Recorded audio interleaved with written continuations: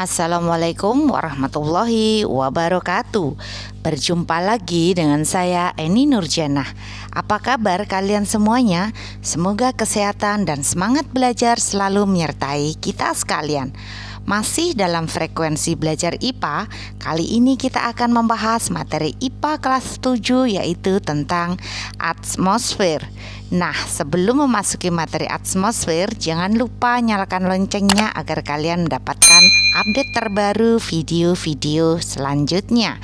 Nah, langsung saja yuk kita simak materi atmosfer berikut ini. Apakah atmosfer itu? Atmosfer adalah lapisan gas yang melingkupi sebuah planet dari permukaan planet tersebut sampai jauh di luar angkasa. Di bumi, atmosfer berada pada ketinggian 0 km di atas permukaan tanah sampai dengan sekitar 560 km dari atas permukaan bumi. Kalian perhatikan tabel di samping adalah tabel atmosfer dan komposisi gas yang ada di dalamnya. Kita memasuki materi lapisan atmosfer. Lapisan yang pertama ada troposfer. Lapisan troposfer berada pada level yang paling rendah di mana campuran gas-gasnya adalah yang paling ideal untuk menopang kehidupan di bumi. Lapisan ini merupakan lapisan yang paling tipis, kurang lebih 15 km dari permukaan tanah. Di dalam lapisan ini hampir terjadi semua jenis cuaca, perubahan suhu, tekanan angin, dan kelembapan. Lapisan kedua ada stratosfer. Suhu di lapisan stratosfer yang paling bawah relatif stabil dan sangat dingin, yaitu sekitar negatif 57 derajat Celcius. Di dalam lapisan ini terdapat lapisan ozon yang mampu menyerap radiasi sinar ultraviolet yang berasal dari matahari. Yang ketiga, lapisan mesosfer. Mesosfer terletak pada ketinggian antara 49 sampai 82 km dari permukaan bumi. Lapisan ini merupakan lapisan pelindung bumi dari jatuhan meteor atau benda-benda angkasa luar lainnya. Dan lapisan yang keempat ada termosfer. Lapisan ini disebut juga lapisan ionosfer karena lapisan ini merupakan tempat terjadinya ionisasi partikel-partikel yang dapat memberikan efek pada perambatan atau refleksi gelombang radio, baik gelombang panjang maupun gelombang pendek. Aurora terjadi pada lapisan ini. Yang kelima ada lapisan eksosfer.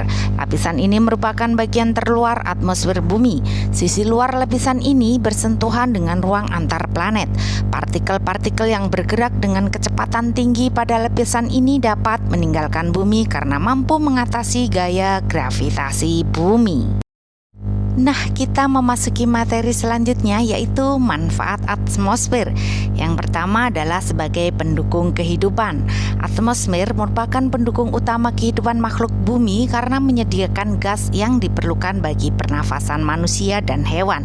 Beberapa gas yang diperlukan makhluk hidup misalnya oksigen, hidrogen, karbon dioksida, dan nitrogen. Manfaat atmosfer yang kedua yaitu sebagai pengendali suhu bumi. Keberadaan atmosfer menghindarkan bumi dari perubahan suhu yang sangat mencolok. Pada siang hari suhu di bumi tidak terlampau panas dan pada malam hari suhu tidak terlampau dingin. Manfaat yang ketiga yaitu sebagai perisai radiasi ultraviolet. Sinar ultraviolet sangat berbahaya bagi manusia karena dapat menyebabkan kanker kulit. Karena adanya lapisan ozon, sinar ultraviolet ini dapat diserap. Selanjutnya manfaat keempat yaitu sebagai penunjang komunikasi radio.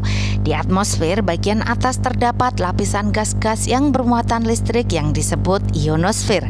Lapisan ini sangat mudah memantulkan gelombang radio. Dengan demikian gelombang radio yang dipancarkan oleh stasiun pemancar dapat mencapai tempat-tempat yang sangat jauh.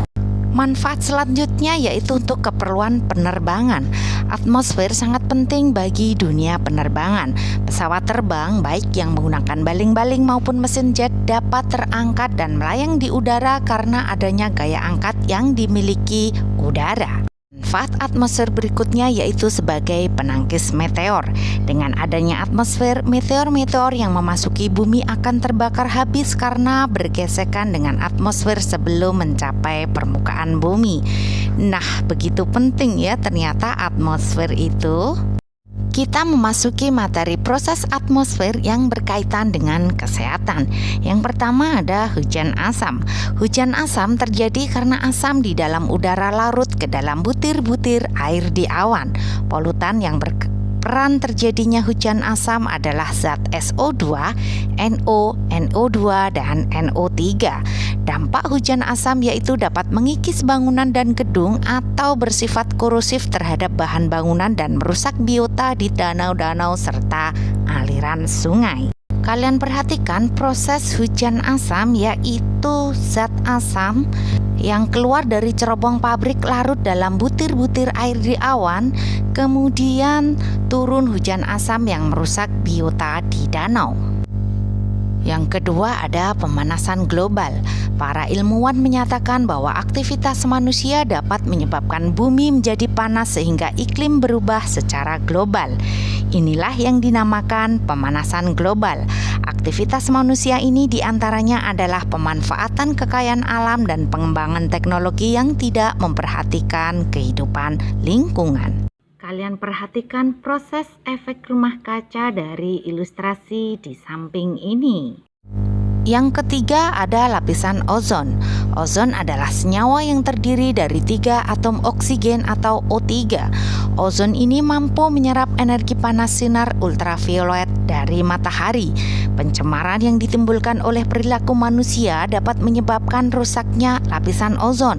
Misalnya klorofluorokarbon atau CFC yang dihasilkan oleh lemari es dan pendingin ruangan AC. Gas ini dapat melubangi ozon.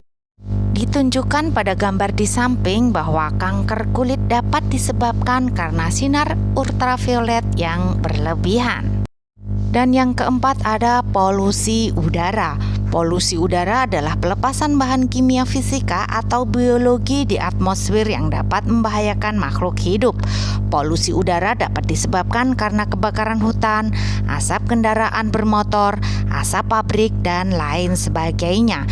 Gas-gas yang mencemarkan udara diantaranya adalah karbon monoksida, CFC, SO2, dan lain-lain. Gas ini dapat menyebabkan sakit tenggorokan, sesak nafas, bronkitis, serta gangguan pernafasan lainnya. Dan asap kendaraan adalah salah satu sumber polusi udara. Nah, demikian tadi pembahasan materi IPA kelas 7 tentang atmosfer. Kalian juga bisa mendapatkan materi-materi IPA yang lain di kartu di sekitar ini ya. Kalian bisa mengklik dan mendapatkan informasinya. Semoga bermanfaat. Terima kasih. Wassalamualaikum warahmatullahi wabarakatuh.